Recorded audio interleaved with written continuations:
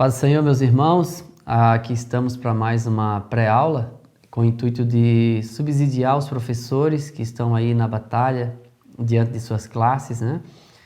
E trabalhando para o Senhor, dando aula, deixando o seu domingo pela manhã disponível para ensinar nessa educação cristã que é tão importante. Eu que sou filho de crente, neto de crente, eu sei a importância que é a escola bíblica dominical, do aprendizado e o quanto isso edifica. E nós que ensinamos também somos abençoados, né? E eu vou estar trazendo aqui, na medida do possível, um resumo do assunto aqui da lição 6, que vai ser do dia 7 de agosto, aqui a sutileza das ideologias contrárias à família. Um assunto muito importante que a gente precisa trazer para a igreja. E uma coisa que nós, como professores e servos de Deus, que caminhamos com a palavra de Deus, nós precisamos nos posicionar frente a tudo que a família vem sofrendo. Nós precisamos nos posicionar com inteligência, com sabedoria e não negociar nenhum dos nossos valores. Porque quando você vê a militância feminista, por exemplo, eles não estão abrindo mão de nenhum dos seus conceitos. Eles continuam cada vez mais acirrados. Então, do lado de cá, a gente precisa também manter a nossa postura, não abandonar o nosso posto, defender as verdades centrais da palavra de Deus, o que é a família, que é a célula máter da sociedade, e manter-nos firme sobre qualquer investida do diabo. A gente precisa se manter defendendo esses valores. Não negocie valores. Não negocie. Ame, mas não negocie. A gente não pode falar sim quando gostaria de dizer não por causa dos nossos princípios. Porque, do contrário, com o avançar dos tempos, a gente vai virando uma coisa. Porque aí a gente perde o senso crítico, a gente perde o direito de opinar e a gente perde conceitos. E logo depois disso a gente perde valores. E quando a gente perde valores, a gente corre o risco de virar um clube qualquer. E a igreja, ela é a noiva do Cordeiro e as portas do inferno não prevalecerão contra ela. Então esse é um princípio fundamental. A família, ela sofre ataque, mas nós estamos aqui para dizer aquilo que é e o que não é dentro da palavra de Deus. Não é um conceito particular, individual, mas é um conceito bíblico cristão. Então a família é um projeto de Deus, é o que está aqui no Éden, foi Deus que fez o primeiro casamento. Deus falou para Adão que não era bom que o homem estivesse só e deu a ele uma companheira e posteriormente vieram os filhos. Então, a família, nós entendemos aqui que é pai, mãe e filhos. Embora a gente coloque família como família, a minha família, meus avós, meus pais, meus tios, meus primos, meus cunhados, não, eles são parentes. A família é o casal com os seus filhos. A gente forma essa família. E deixará o homem seu pai e sua mãe e unir-se-á à sua mulher e os dois serão uma só carne. Esse é um princípio da origem da família, idealizada por Deus, para que a gente viva nessa realidade que, diga-se de passagem, é a melhor maneira de viver, é viver em família. É muito chato viver sozinho. Você já teve a experiência, principalmente quem já vive com alguém que já é casado e a esposa precisa viajar e você fica sozinho, ou quando seus filhos saem para um retiro e você não encontra eles em casa, ou sim a síndrome do ninho vazio, de alguém que sempre teve a casa cheia de filhos pequenos e logo eles cresceram, casaram e você se viu só. E aí bate um desespero e até uma depressão. Então é importante que a gente saiba valorizar e dar tempo a essa família. Primeiro é Deus, né, a nossa prioridade, depois é o cônjuge, né, depois é a nossa família, depois a gente tem o nosso trabalho e depois nós temos a obra de Deus para fazer. Tem gente que sacrifica tudo pela obra de Deus, dizendo que está cuidando da obra do Senhor. Mas a Bíblia fala em Timóteo, sim. Quem não tem cuidado dos seus, e principalmente dos da sua família, negou a fé e é pior do que o incrédulo. Então, para a gente não incorrer em uma infração grave, que no decorrer dos anos isso vai sendo avolumado e quando a gente estiver lá na terceira idade, a gente vai sentir muita falta do tempo que não volta mais. O tempo de curtir, né, os filhos e estar priorizando a sua família. Então, os fundamentos da família, o casamento é monogâmico, ou seja, é um cônjuge só, heterossexual, que é com a pessoa do sexo oposto, e isso é o que está explícito na palavra de Deus. Parece que hoje é preconceituoso, é homofóbico a gente defender isso, né? Mas não é nem um pouco homofóbico, porque a gente sempre defendeu a família dessa forma, né? Monogâmico porque é um cônjuge só, você não pode ter duas esposas, não pode ter um amante, porque aí você vai incorrer no pecado do adultério. Não pode casar com pessoa do mesmo sexo, porque aí não será heterossexual, será homossexual. Então é importante que a gente entenda isso. E como foi falado na lição 4, o casamento indissolúvel e confessional também, né? Confessional, que é uma questão aqui da própria escritura, que caracteriza, né, a pessoa que deve se casar com pessoas que professam a mesma fé e não deve ser dissolvido o matrimônio, porque o texto de Mateus 19 é claro, o que Deus ajuntou, não separe o homem. Então, o casamento é monogâmico, heterossexual e indissolúvel. É para a vida toda. Nós vamos estar casados até Jesus voltar, ou até a morte. E ponto, né? Ah, mas é que a vida não está boa com a minha esposa. Torne a vida melhor do outro e a sua vida também melhora. E isso é importante porque a gente começa a gostar da convivência e gostar de voltar para casa. Sinalize os pontos que você acha que não está bom e se você está sendo sinalizado, coloque em prática uma mudança para que você possa dar para o outro a alegria de voltar para casa. E quando isso acontecer, o outro também vai melhorar. Um casamento indissolúvel não pode ser com pessoas que professam uma outra fé ou que não tenha fé. A gente recomenda isso, a Bíblia fala que não há aliança entre luz e trevas, entre Cristo e Belial, é o que Paulo diz, né? E a gente vê todo dia pessoas dizendo assim, mas essa pessoa me agradou os olhos, eu gostei dele, eu gostei dela. Não é crente, mas a gente pode começar o relacionamento, de repente ele vai se converter até o casamento. Não acredite que isso vai acontecer, não aposte tudo nisso. Pode acontecer, claro, já tem muitos exemplos disso, e pode não acontecer. Pode que alguém finja que mudou, que se converteu, até se batizou em águas, mas depois que casa vai se virar para você e vai dizer, agora você não vai mais à igreja, porque eu não suporto igreja. Então é um perigo muito grande você se envolver. Mas é só um pouco, depois eu paro, a gente dá um tempo. Não, gente, a gente vai se envolvendo e quando vê o tempo vai passando, né? E você vai se envolvendo e vai acabar passando aí bastante tempo do lado dessa pessoa. Aí nós vamos ter aqui o casamento entre pessoas do mesmo sexo, uma questão que hoje já tem igrejas evangélicas, né? Que aceitam o casamento com pessoas do mesmo sexo, 2 mulheres, 2 homens.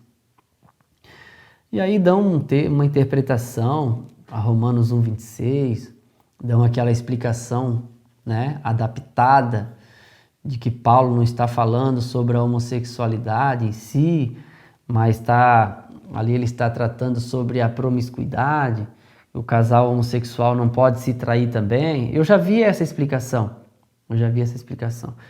Mas a gente, como crente que ama a palavra de Deus, a gente não negocia isso, né? A gente conversa, a gente abraça, a gente ama. A gente pode até ir na casa de alguém que é homossexual e se casou com pessoas do mesmo sexo, a gente não vai virar homossexual por causa disso. Mas a gente vai deixar bem claro que nós temos um princípio e nesse princípio a gente não concorda com aquele procedimento, aquele estilo de vida, com aquela orientação sexual. Isso a gente tem que deixar bem claro, mas com sabedoria, sem magoar, sem ofender, sem jogar no inferno. Porque tem gente que acha que o pecado homossexual ele é um inferno mais fundo do que o adúltero. Ah, mas é porque lá em Sodoma e Gomorra...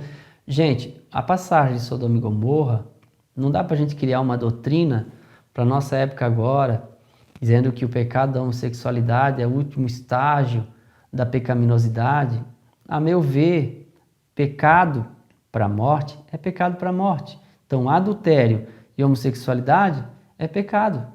Igualmente pecado. Se eu apertar a mão de um adúltero e de um homossexual, eu não me torno nem adúltero, nem homossexual. É isso que a gente tem que entender. Nós temos os princípios e valores? É claro que temos. Vamos negociar isso? De forma alguma. Mas não vamos jogar no lixo uma pessoa, porque nós não concordamos com o estilo de vida dela. Então isso é uma coisa para ser analisado. E eu conheço muitos amigos meus, obreiros, alguns até da igreja, que têm filhos que são homossexuais e vivem numa situação difícil, porque às vezes sentem vergonha do filho, a filha ser homossexual. Aí eu digo o seguinte, a gente não concorda, mas a gente não apoia, mas se você odiar seu filho, ele não vai jamais ser menos homossexual por causa do seu ódio. E se você amar, ela não vai se tornar mais homossexual do que é.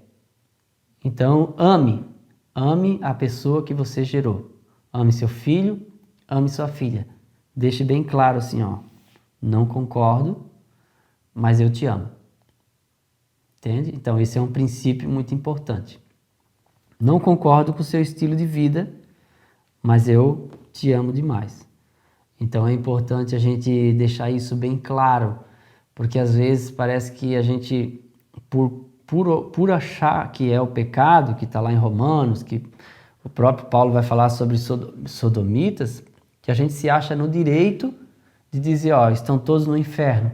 E se essa pessoa aceita Jesus hoje, ela vai para o inferno? Não vai. Então, quem somos nós para dizer isso? Ela pode sim aceitar a Jesus e caminhar com o Senhor. Então, nós temos aqui os princípios bíblicos para uma família sólida, né? Principalmente aqui o papel dos pais e o papel da igreja. O papel dos pais, qual é? O papel dos pais é promover uma educação e um lar seguro, e uma educação cristã para os seus filhos, e colocar limites. Você não pode ter pena de pôr limites. Você não pode dar tudo que seu filho quer. Não é? E por mais que você tente ser o melhor pai, os filhos nunca serão iguais a você, a sua mulher. Se você tiver 3 filhos ou 5 filhos, pode analisar comigo. Nenhum daquele é igual ao outro. Os filhos são diferentes uns dos outros. Aí eu vejo como um menino que vinha para os Gideões cantar e fazia o louvor lá com a Lauriette, fazia aquele, né, cantava tão bem, e a família levando ele, né, nos diversos lugares para cantar, e todos se impressionavam, um menino tão jovem, criado na igreja, ouvindo a palavra, e se tornou um travesti. Não é culpa do pai, não é culpa da mãe. Uma coisa nós precisamos saber: filhos fazem escolhas. Não serão as nossas escolhas, mas as dos filhos. Mas o que os pais fazem? Condiciona o filho a eles terem, no momento da liberdade, sabedoria para escolher o certo. Isso é nosso papel. Mas eles vão fazer escolhas que nós não faríamos se nós estivéssemos no lugar dele. Infelizmente, essa é a verdade.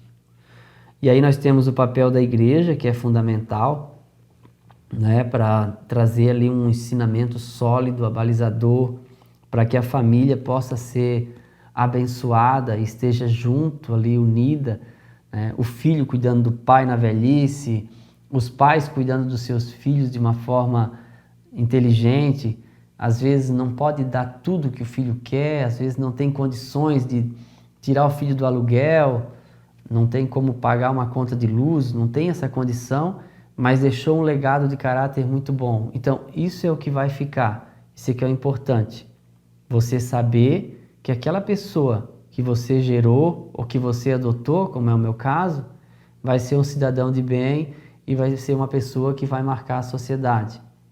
Filhos, eles acertam e eles também erram. Os filhos às vezes nos enchem de honra, mas às vezes eles nos decepcionam. Mas a gente tem que amá-los independente deles nos honrarem ou nos decepcionarem. O amor é igual. E a gente tem que amá-los da mesma forma. Quando a gente olha no Antigo Testamento, a briga dos filhos, por que existiu? Abraão demonstrou afeto por Isaac. E deu tudo o que tinha para Isaac, mas para Ismael deu presentes. Brigaram a vida inteira. E briga até hoje, árabe-israelense. Aí você vai, a geração seguinte, Isaac. Isaac gostava de quem? Esaú. Rebeca gostava de quem? Jacó. Brigaram a vida inteira. Lá na terceira geração, Jacó gostava de quem? José. Fez uma túnica colorida para José. O que aconteceu? Os filhos brigaram a vida inteira. Então, quando você prefere um filho e escolhe um para amar mais e demonstrar esse amor, você vai fazer os filhos brigarem. Então, para eles não brigarem, ame da mesma forma, mesmo que você tenha que chorar escondido, mas discipline e coloque regras, coloque limites e faça-os sentir a espera e a necessidade de querer e não poder ter, porque vai chegar um momento que eles vão querer e não vão ter, porque nem tudo que a gente quer, a gente pode ter. Nem tudo que a gente quer ser, a gente vai ser. Eu tenho que sobreviver a despeito das faltas e daquilo que eu não posso. E os filhos, eles são ensinados assim. Quando eles são ensinados dessa forma, a gente também tem mais tranquilidade. Então, a família, ela vive baseada na fidelidade do marido com a esposa e vice-versa, da esposa com o marido, a boa educação para com os filhos, uma boa convivência. Esse que é o importante, o essencial, para que a nossa família seja abençoada e abençoadora. Cuide da sua família. Cuide do seu casamento. Antes de você cuidar do seu ministério, cuide do seu casamento. Porque se acontecer qualquer coisa no seu ministério de ruim, mas o seu casamento estiver firme, você volta de cabeça erguida. Agora, se acontecer alguma coisa no seu casamento grave, seu ministério nunca mais vai ser o mesmo. Então pense nisso. Nós cremos sim na palavra de Deus, não negociamos valores, a monogamia, heterossexualidade, indissolubilidade, não somos a favor de casamento homoafetivo, não fazemos casamento de pessoas do mesmo sexo, amamos essas pessoas, claro, né? Se você tem um parente, seja amigável, não deboche, não faça piadas, não ofenda, porque isso magoa, tá? Não seja uma pessoa que discrimine, não seja preconceituoso, seja sábio, haja com naturalidade, né? Se você tem um vizinho assim, seja natural, que essa pessoa ela vai gostar de você. E as pessoas elas vão ouvir o que a gente tem a dizer se elas gostarem de nós. Se elas não gostarem de nós, você pode ter a melhor mensagem, eles não vão te escutar. Tá bom? Fiquem todos com Deus, muito obrigado. Cuide da sua família, cuide do seu casamento. E isso é para mim também, tá? Seus filhos. E quando seus filhos te envergonharem, não fique se culpando. Filhos são falhos. E nós, como pais, já erramos muito também. Tá bom? Então não se culpe tanto, porque ninguém aqui no andar de baixo é perfeito. Mas a família foi o maior presente que Deus me deu e te deu depois da salvação. Fiquem todos com Deus. Até a próxima.